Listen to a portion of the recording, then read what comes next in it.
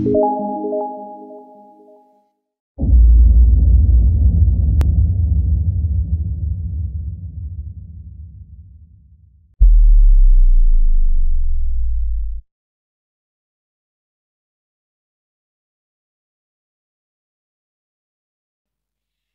teman-teman, ketemu lagi ya sama aku di ibadah online remaja hari ini. Nah, kali ini kita akan membahas temanya ini tentang depresi atau isu kesehatan mental pada remaja. Tapi sebelumnya mari kita bersatu dalam doa terlebih dahulu. Tuhan Yesus, terima kasih ya Tuhan, Engkau masih berikan kami kesempatan lagi ya Tuhan pada hari ini. Engkau masih berikan kami kesehatan ya Tuhan. Tuhan, sebentar ya Tuhan, kami ingin mulai ibadah kami ya Tuhan Yesus. Kiranya Engkau yang hadir di sini maupun juga di rumah teman-teman kami ya Tuhan Yesus. Biarlah ya Tuhan, hari ini ya Tuhan, meskipun melalui online, tapi kami bisa tetap untuk memuji dan memuliakan nama-Mu. Terima kasih ya Tuhan, kiranya juga Engkau yang berkati nanti narasumber-narasumber kami, berikan hikmat daripada-Mu saja. Dalam nama Tuhan Yesus, haleluya, amin. Teman-teman, kita mau memuji Tuhan dulu ya. Kita mau bernyanyi lagu Karena Yesus.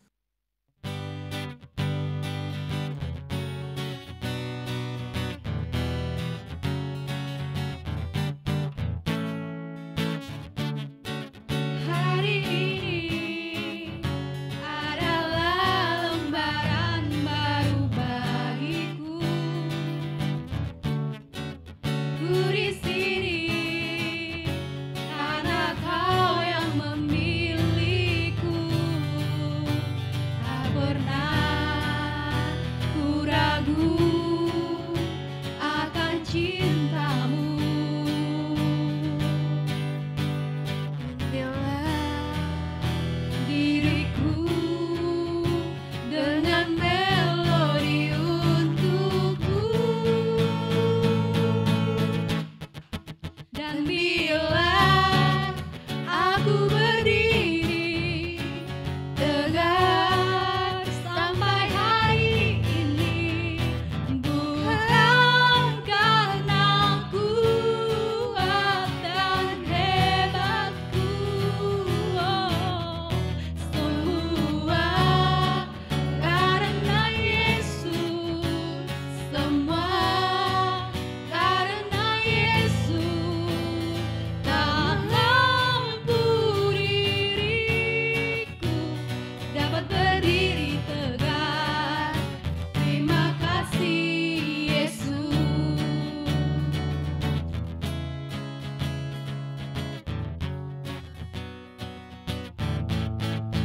Dan bila aku berdiri tegak sampai hari ini, bukan karena kuat dan hebatku, oh, semua karena Yesus, semua karena Yesus.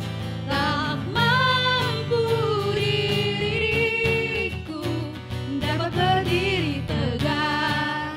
Terima kasih Yesus. Terima kasih Yesus.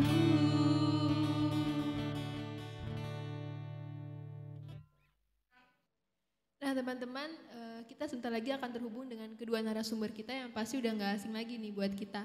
Yang pertama ada Amang Guru Sintua YM Hutagalung MM dan juga Inang Sintua LMA Bor Sitompul HMAN. Nah sebentar lagi kita akan coba menghubungi Amang dan Inang ya teman-teman.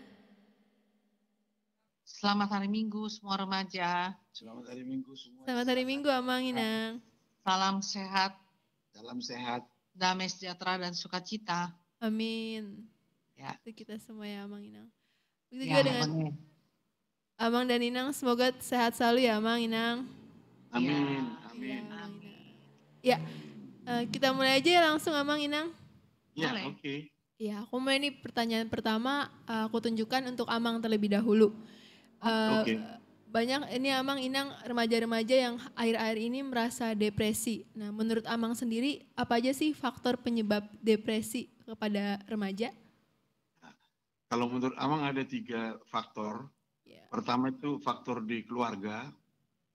Yang kedua faktor lingkungan pergaulan. ketiga tuh di sekolah atau kalau sudah kerja di tempat kerja. Inilah lingkungan-lingkungan yang bisa membuat seseorang remaja. Pertama, kalau di keluarga tidak bisa berkomunikasi dengan baik dengan ayah dan ibu atau kakak dan adiknya, mungkin dia merasa tersisih dan tidak punya tempat untuk mengadu, tidak punya tempat untuk menyampaikan isi hatinya atau curhat. Itu juga kalau lama-kelamaan bisa jadi depresi. Yang kedua, di dalam pergaulan bisa juga karena pergaulannya itu menyisihkan dia karena misalnya dia tidak mau ikut jalan-jalan yang tidak benar atau ajakan-ajakan tidak benar, akhirnya dia disisihkan sehingga dia bisa depresi. Juga di sekolah sama dengan begitu. Di sekolah juga kalau dia misalnya ada beberapa hal di sekolah, bisa juga karena misalnya dia dibully terus ataupun dia disisihkan teman-temannya, atau bisa jadi karena mungkin dia terlalu terlalu mementingkan diri sendiri ataupun tidak mau menyesuaikan diri dengan teman-teman, akhirnya dia dibully, itu bisa membuat depresi. Dan sebaliknya bisa juga dia bisa depresi di sekolah kalau dia misalnya sekarang bahwa sifatnya tidak bisa bergaul dengan baik ataupun pendidikan di rumahnya dia tidak bisa punya etika sehingga dia disisihkan temannya. Jadi ada dua faktor, faktor eksternal dan internal. Internal dan eksternal. Kira-kira begitu, Rahel. Oke.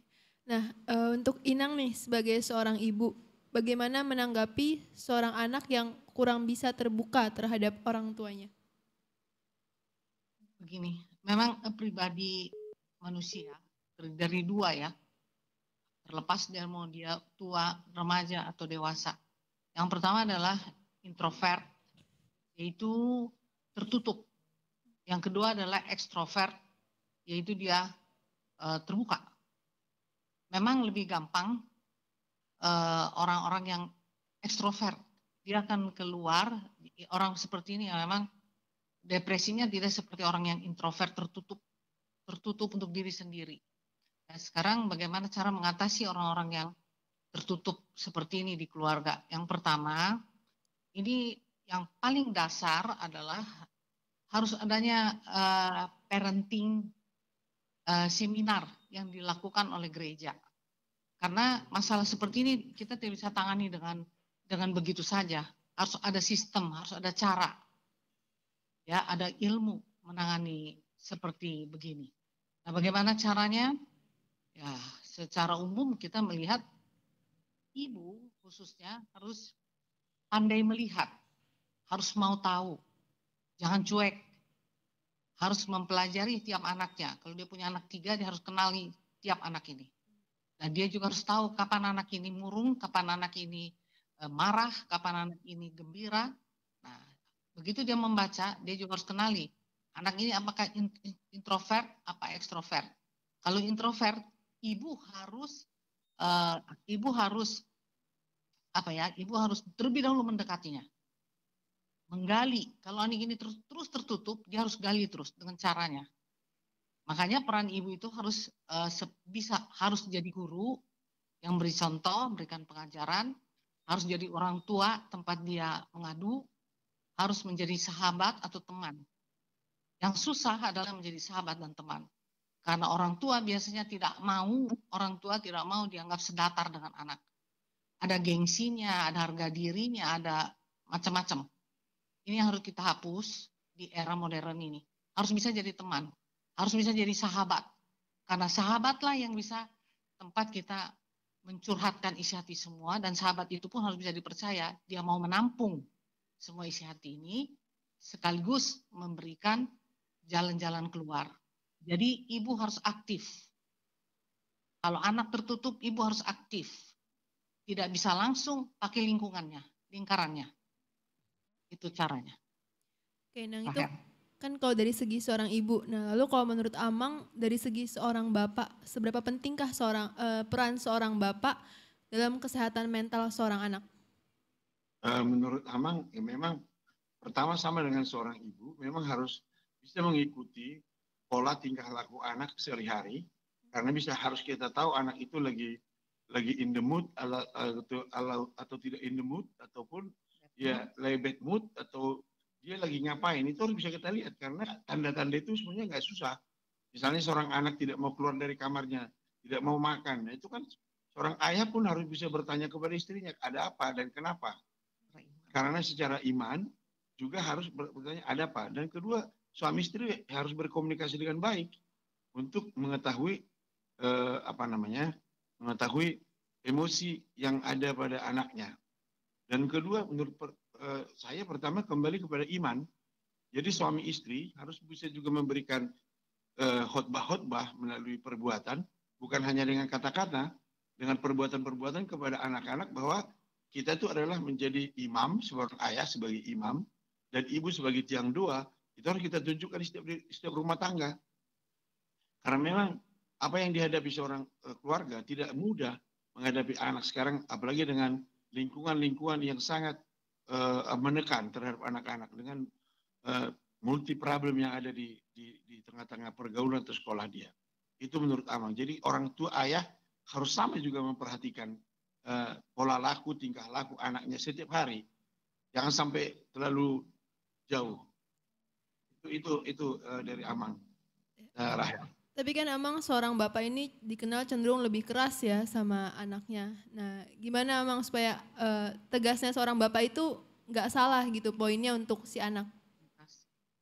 Memang terutama orang Batak itu selalu menganggap ayah itu seorang yang ada suatu budaya orang Batak, ayah itu mempunyai kedudukan yang sangat jauh di keluarga. Tapi di dalam pendidikan iman yang benar dan juga pendidikan yang benar, sebenarnya keakraban itu bukan harus dengan menunjukkan wibawa jauh, ya, tidak harus menunjukkan bahwa kita tuh adalah raja.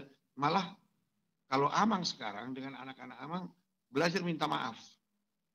Jadi saya sebagai ayah di rumah tangga, di anak-anak saya, kalau saya menilai anak saya yang benar saya salah walaupun saya udah marah, saya adalah yang pertama yang memeluk dan minta maaf. Itu saya rasa cara yang paling baik untuk mengenal kesalahan kita sebagai ayah yang terlalu dominan, terlalu diktator, terlalu otoriter, itu sangat banyak sekali. Tapi kita harus merubah karena lingkungan yang sekarang sangat berbahaya dengan narkoba, dengan mencari pelarian anak-anak keluar di luar yang biasa.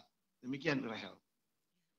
Lalu Amang, ini untuk Amang dan juga Inang, apa yang bisa kita lakukan ketika kita sedang dilanda rasa kecemasan yang berlebihan atau bahkan sampai ke depresi? Tentang? Jika kita sedang dilanda rasa kecemasan yang berlebihan atau mengalami depresi, apa yang harus kita lakukan Amang, Inang sebagai seorang remaja? Maksudnya menghadapi anak atau karena problem sendiri? Dari kita Amang, Inang, segi remaja dari kitanya, saya anaknya. Oh, karena anak. Iya. Yang pertama begini, kita harus sadari ya, kita terbatas. Ya, kita sangat terbatas. Apapun itu hanya sebatas pandangan mata. Nah, oleh sebab itu yang pertama kita harus berlutut, minta supaya Tuhan itu turut campur tangan, itu dulu. Dan itu yang pertama. Yang kedua jangan panik. Jangan panik, karena panik itu akan membuat keputusan-keputusan yang salah untuk mengatasi depresi itu atau stres karena anaknya. Maksud Rahel, anaknya stres apa orang tuanya yang stres? Jadi anaknya, Inang, jadi kita nih sebagai seorang anak stres, merasakan depresi gitu. Oh, depresi, bagaimana orang tua menghadapi anak ini? Enggak, bagaimana kita sendiri mengatasi itu buat diri kita sendiri.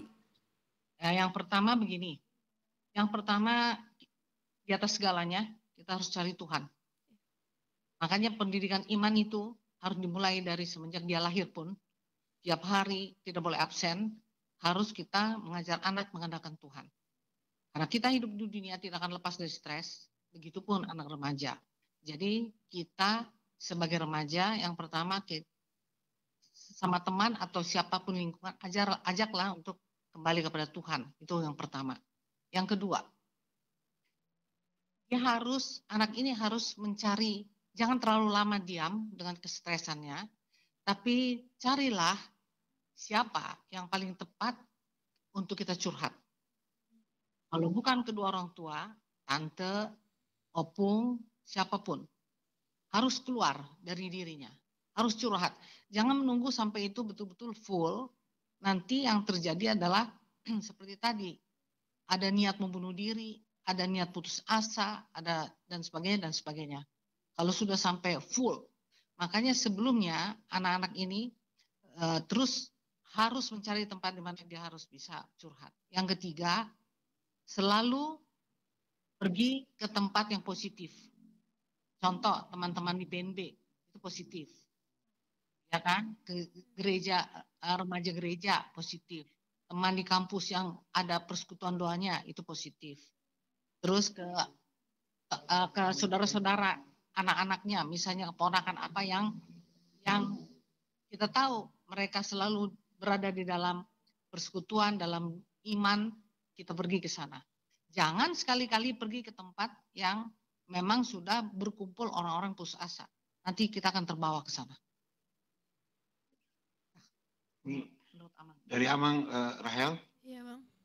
Nah, jadi pertama begini, ada pepatah mengatakan, kalau kamu menjadi orang baik, bergaullah dengan orang baik.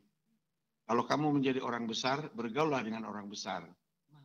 Bergaullah. Kalau mau jadi orang besar, bergaul dengan orang besar. Jadi pendek kata, lingkungan kita harus kita bentuk. Itu dulu yang pertama. Lingkungan kita tuh ya pertama seperti kalian remaja di PNB, itu sudah bagus seperti yang bilang tadi.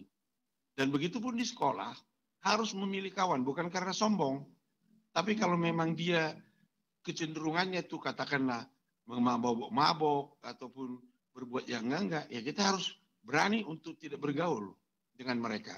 Karena bagaimanapun manusia adalah manusia yang lemah. Karena manusia lemah lama-lama bisa terpengaruh.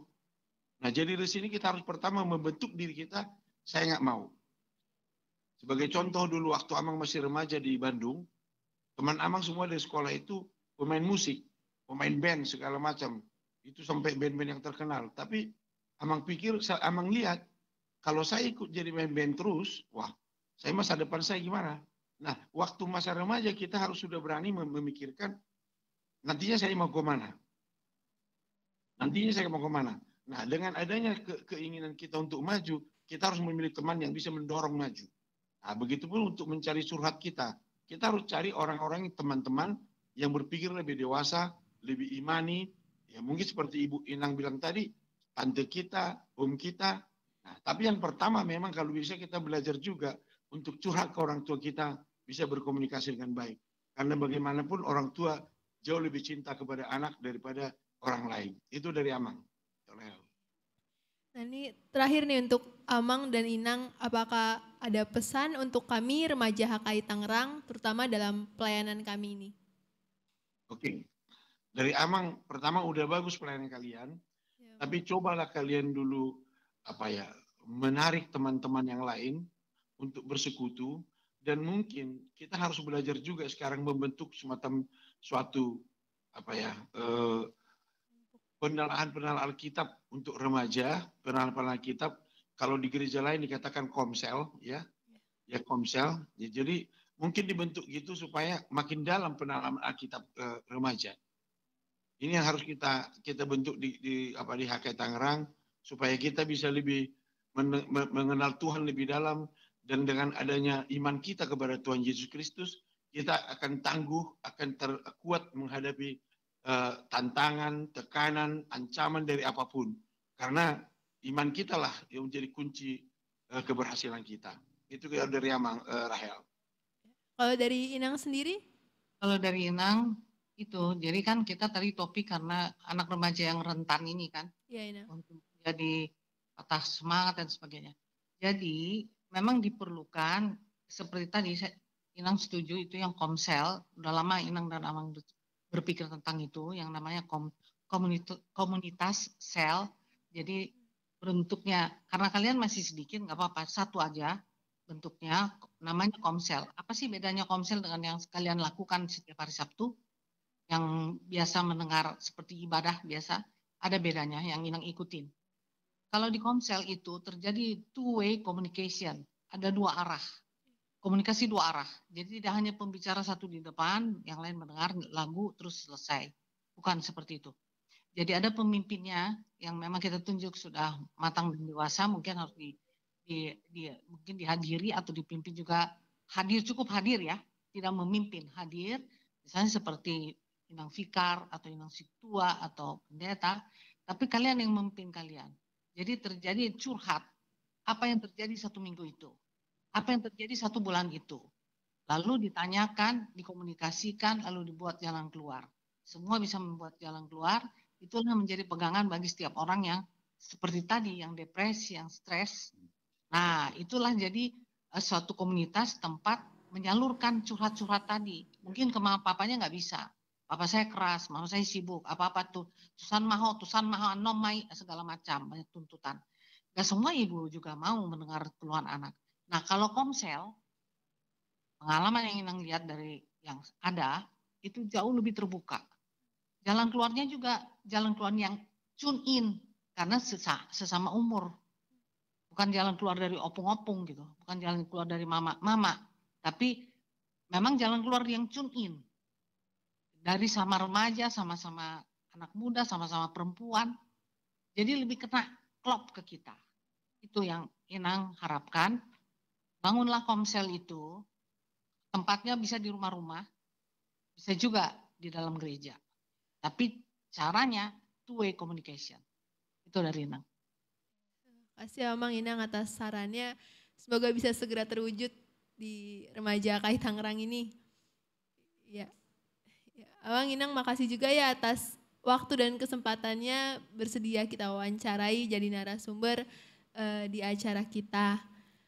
Semoga Tuhan Yesus memberkati ya Amang Inang. Amin. Ya, terima kasih banyak. Tuhan Yesus memberkati remaja HKI juga. Dan amin. Semoga kita bisa cepat kembali gereja bareng-bareng lagi ya Amang Inang. Ya. Hal seperti ini yang Inang senang, apapun ganti-ganti topik, jadi kita bisa saling isi. Ya, karena sekarang tadi remaja yang stres dan sebagainya, mungkin bulan depan apa, itu kami senang. Mungkin ada Terima kasih remaja yang aktif, Tuhan Yesus berkatimu. Amin. Untuk menjadi lilin-lilin kecil di lingkunganmu dan di dunia ini. Mungkin ada lagi Amang Inang, terakhir pesan atau salam singkat nih, mungkin untuk semua jemaat HKI Tangerang juga. Amang dulu ya. Iya boleh. Kalau dari Amang, dalam situasi pandemi global COVID-19 ini, kita harus semakin dekat kepada Tuhan dan jangan panik, jangan takut. Tapi kita harus berdoa semakin dekat kepada Tuhan, karena Tuhan tahu apapun yang terjadi di dunia ini. Jadi kita harus percaya kepada Tuhan bahwa Tuhan akan melindungi kita. Dan jangan iman kita jadi luntur. Dan juga kedua, kita terima kasih pada Tuhan bahwa dengan teknologi sekarang, kita bisa berkomunikasi melalui live streaming dan seperti yang sekarang kita lakukan ini. Ya ini bisa kita tingkatkan karena kita belum tahu sampai kapan ini pandemi ini akan berakhir terutama di Indonesia. Jadi kita saran Amang kepada kita semua jemaat dan para HKI, kita harus tingkatkan komunikasi kita ini dengan melalui live streaming ini. Jangan kita putuskan kebaktian dan apapun, walaupun kita harus terus-terusan. Demikian dari Amang. Dari Inang, inilah waktunya kita introspeksi diri semua. Semua manusia, bukan hanya HKI Tangerang. Inilah momen yang disiapkan Tuhan untuk semuanya introspeksi diri. Ini cucu Opung datang ini langsung, namanya Alex. Halo Alex. Halo Alex. Halo kakak. Mungkin kalau nggak ada corona, semua orang sibuk terus ya, nggak pernah duduk merenung. Tapi dengan adanya corona ini, Inang yakin semua sekarang tiap pagi satu keluarga itu mengadakan penyembahan kepada Tuhan. Memang Tuhan dahsyat, luar biasa dahsyat dia. Tidak bisa terukur pekerjaannya, tapi tujuannya satu, untuk menjadikan semua kita orang pilihannya menjadi warga surga. Menjadikan dunia ini kembali kepada tatanan sebagaimana Tuhan mau, sebagaimana mestinya. Itulah pesan dari Inang. Salam kepada seluruh jemaat, kuat, tenang, sabar, tingkatkan doa, dan bersatu dengan keluarga, hanya memuji dan memuliakan Tuhan. Salam juga buat Amang Pendeta, keluarga, buat Fikar juga, ya kan? Dan semua parhalalu dan jemaat kita HKI. Walaupun kita sudah lama bertemu, kiranya Tuhan memberkati kita. Satu saat kita akan kembali seperti dulu, bisa berkebaktian bersama-sama. Tuhan Yesus berkati kita semua. Terakhir Amin. nih Amang Inang, ada yang kangen nih. Kita mau dada-dada dulu. Sebentar ya Amang Inang. Ya.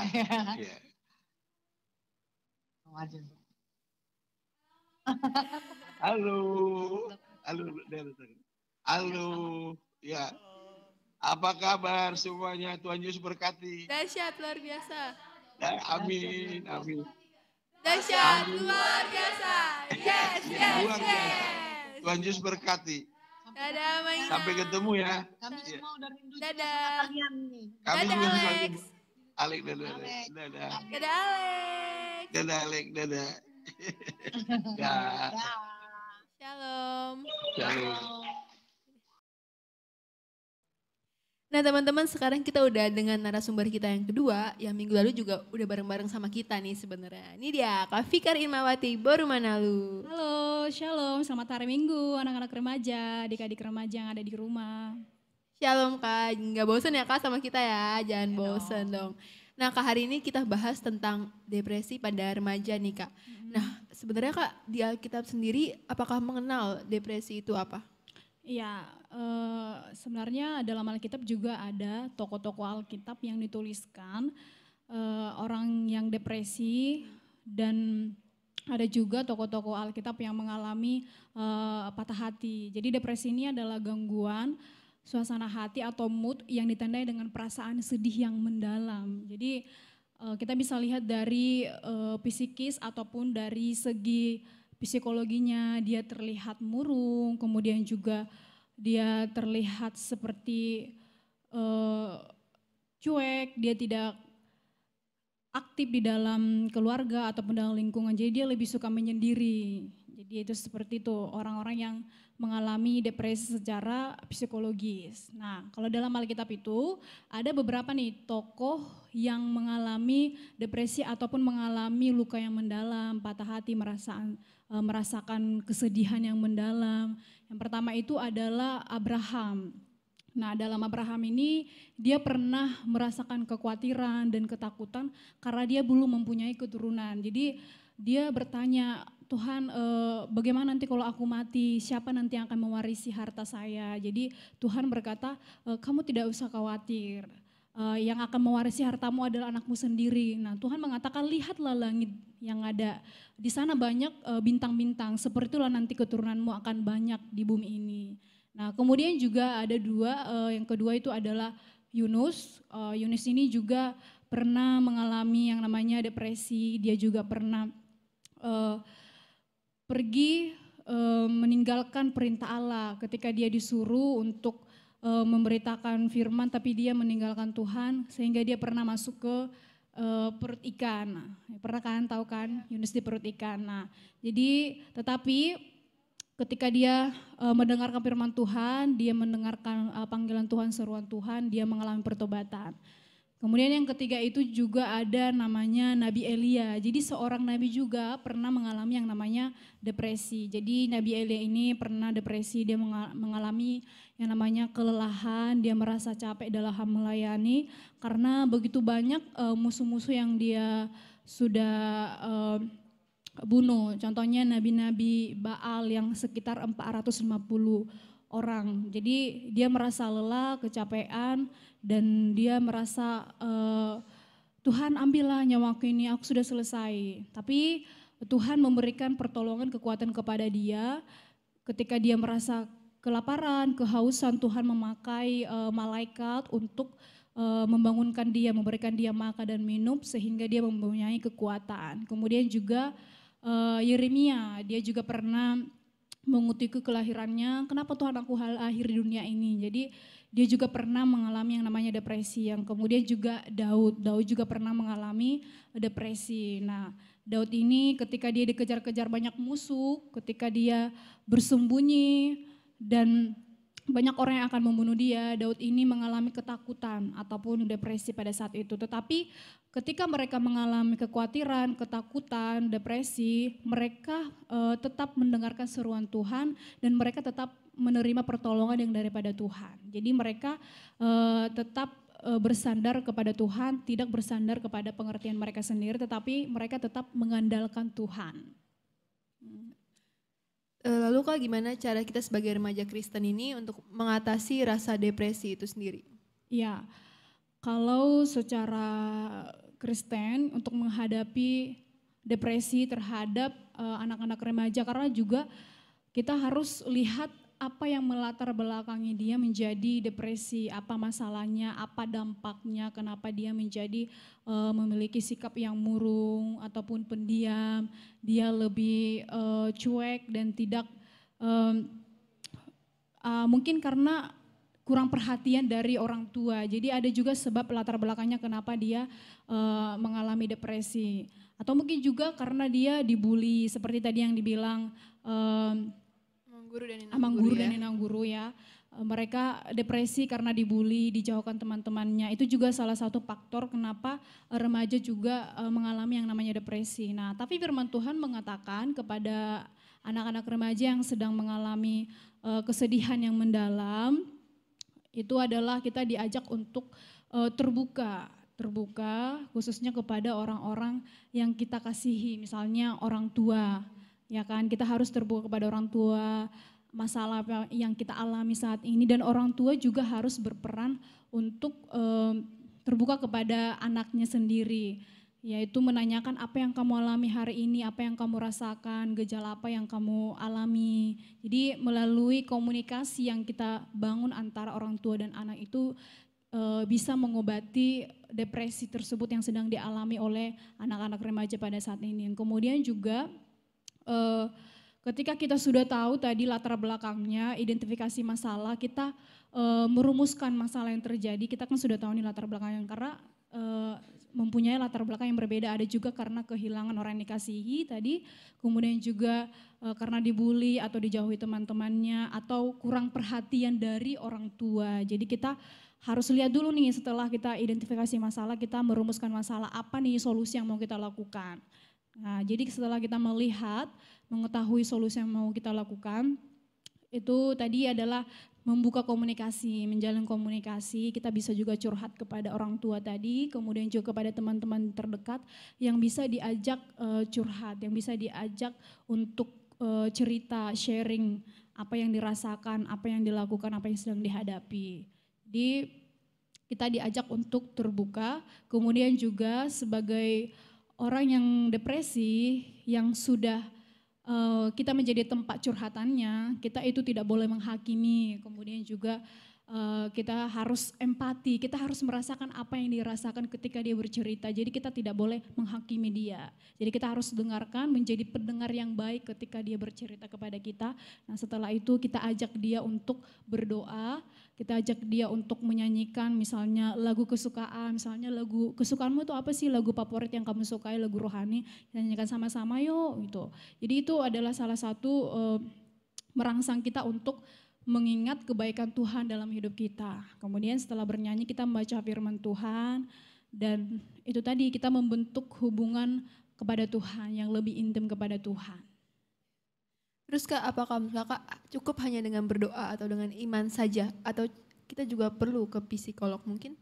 Iya, Tuhan berkata iman tanpa perbuatan itu adalah sia-sia. Jadi kita itu dikasih hikmat, dikasih kebijaksanaan ketika masalah itu terjadi, karena ini adalah bukan masalah yang sepele ya, ini adalah masalah besar depresi ini. Jadi kita bisa bawakan kepada ahlinya, misalnya kepada psikolog atau psikiater untuk memberikan obat anti depresi, kemudian juga bisa juga konseling kepada konselor atau konseling pastoral.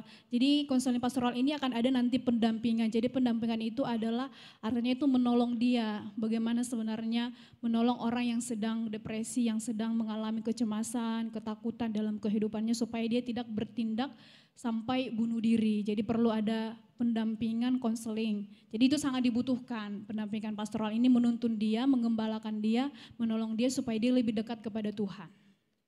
Singkat nih Kak, terakhir mungkin dari Kakak ada ayat penguat terutama untuk kita remaja-remaja saat ini. Oke, ayat penguatnya itu bisa kita buka dalam Yeremia 29 ayat 11. Firman Tuhan berkata, aku mengetahui rancangan-rancangan apa yang ada padaku mengenai kamu, yaitu rancangan damai sejahtera bukan kecelakaan. Nah, jadi Tuhan itu akan memberikan rancangan-rancangan damai sejahtera, bukan rancangan kecelakaan, dan dia juga memberikan kepada kita hari depan yang penuh harapan. Jadi apapun masalahmu, berserahlah kepada Tuhan, biarlah tetap membangun komunikasi kepada Tuhan. Kemudian juga sebagai penguat juga dikatakan bahwa dalam Mazmur 34 ayat 19 dikatakan Tuhan itu dekat kepada orang-orang yang sedang patah hati dan kemudian juga dia akan menyelamatkan yang remuk jiwanya. Jadi kita diajak untuk datang kepada Tuhan. Karena dalam Matius 11 ayat 28 juga dikatakan, hai kamu yang letih lesu datanglah kepadaku supaya aku memberikan kelegaan kepadamu. Nah teman-teman, sekarang kita sudah berada di penghujung acara kita. Jadi yang kita bisa dapatkan hari ini adalah kalau teman-teman ada yang merasakan kecemasan berlebihan atau mungkin bahkan merasa depresi, yang pertama harus kita lakukan adalah kita harus mencari Tuhan, lari ke Tuhan. Dan selain itu kita juga harus mencari orang terdekat yang mungkin kita merasa nyaman untuk bisa jadi tempat curhat nih buat kita. Karena memang segala sesuatu itu nggak bisa kita pendam sendirian ya teman-teman. Teman-teman, sebelum kita menutup acara kita, ibadah kita hari ini, jangan lupa ya tonton video ini di channel YouTube kita HKI Tangerang, dan jangan lupa juga follow Instagram kita @remajahkitangerang, @remajahkitng, dan juga @hkitangerang. Kita mau tutup ibadah kita hari ini dengan mengangkat lagu pujian, yaitu Kami Perlu Kau Tuhan.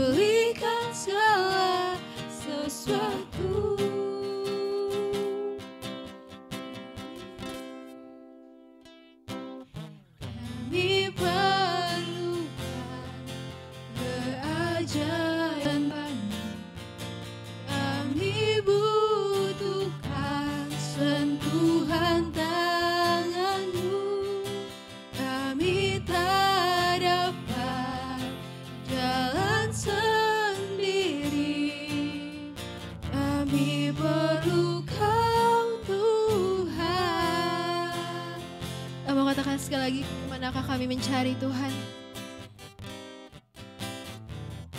Kemanakah kami mencari kasih sejati? Kemanakah kami berseru?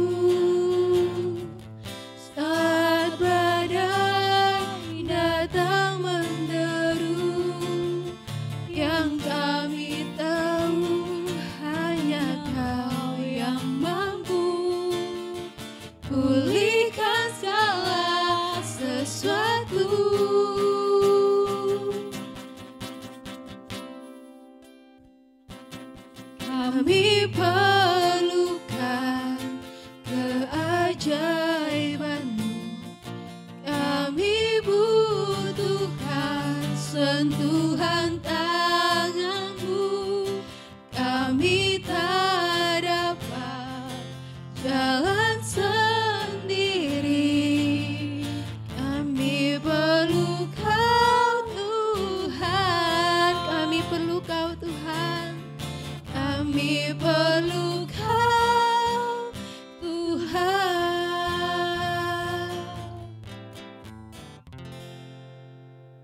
Kita bersatu di dalam doa. Benar ya Tuhan, kami memerlukan Engkau. Sungguh Tuhan, kami tak bisa berjalan sendiri. Kami sangat membutuhkan Engkau untuk melewati hari-hari kami. Terima kasih Tuhan untuk kebaikan-Mu pada hari ini. Tuhan masih tetap menyertai kami. Tuhan memberikan kami kesehatan. Kami bersyukur Tuhan untuk kebaikan-Mu. Biarlah Tuhan yang senantiasa menyertai kehidupan kami di dalam 1 minggu ini. Walaupun kami beribadah di rumah masing-masing, tapi kami percaya kuasa Tuhan nyata di rumah kami. Karena kami yakin dan percaya di mana 2 atau 3 orang berkumpul atas nama-Mu, Engkau ada di dalamnya. Terima kasih Tuhan untuk segala sesuatu yang Tuhan sediakan bagi kami, khususnya anak-anak remaja. Tuhan, kami telah mendengarkan dan sudah membahas tentang anak-anak remaja yang menghadapi depresi atau yang mengalami gangguan mental. Kami percaya Tuhan melalui talk show yang sudah kami lakukan pada saat ini, memberkati kami, mengingatkan kami, hanya Engkaulah Tuhan tempat jawaban, hanya Engkaulah yang kami cari, dan Engkau dekat kepada orang-orang yang luka hati, orang-orang yang mengalami kesedihan yang dalam, dan Tuhan akan menyembuhkan, bahkan menyelamatkan kami. Biarlah Tuhan memulihkan hati kami yang sedang mengalami pergumulan, yang mengalami kesedihan yang mendalam, supaya kami mampu dan bisa bersuka cita, karena kami yakin dan percaya obat yang gembira adalah hati yang senang. Biarlah Tuhan memperlengkapi kami supaya kami tidak jatuh ke dalam dosa.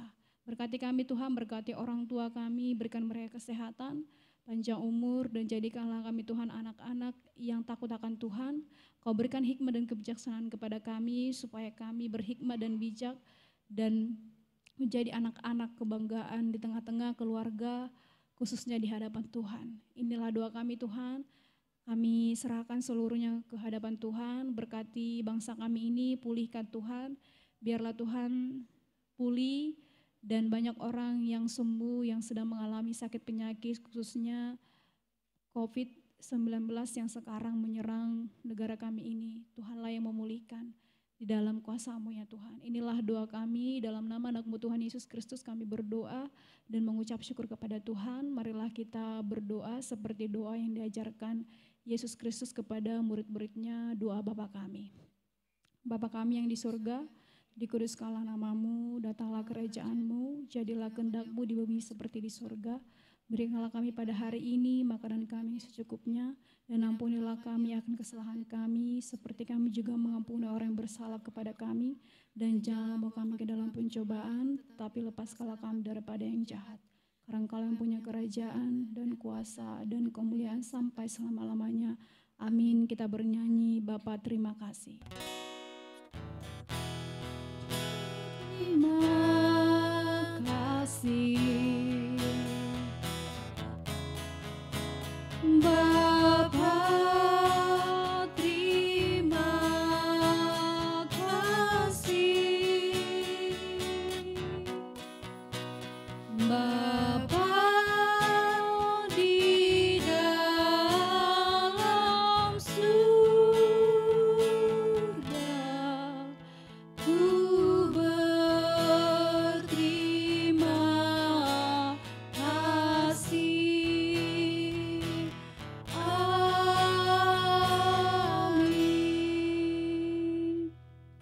Selamat hari Minggu.